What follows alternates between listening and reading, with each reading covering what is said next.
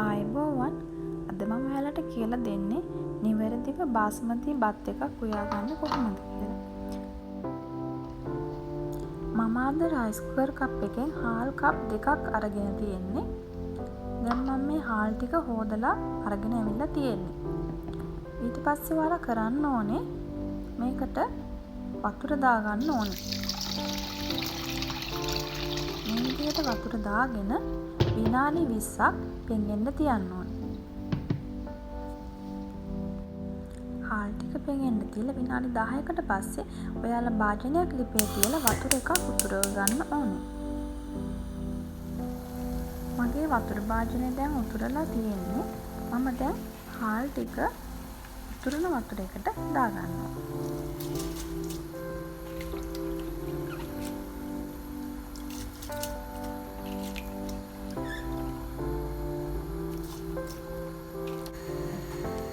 දැන් බත් එක ඉදීගෙන එන්නේ. අපි හැන්දක් අරගෙන මේ විදිහට පළවම් කරලා පොඩ්ඩක් අතට අරගෙන බලමු බත්තට ඉදිලාද කියලා. තාම ටිකක් අමුයි. තව ටිකක් අපි මේ ආකාරයටම ලිපේ තියාගමු.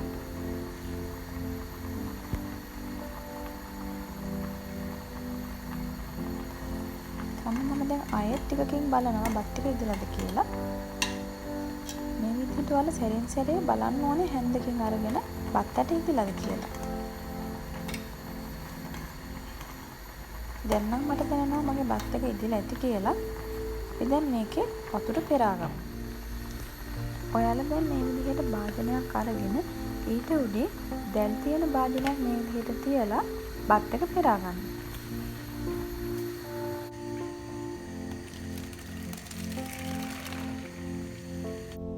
දැන් බත් එක මේ විදිහටම තියලා නිවා ගන්න. මේ විදිහට බත් එක උයාගද්දි හොඳට ඇට වෙන් වෙන්න බත් එක ඉදෙනවා.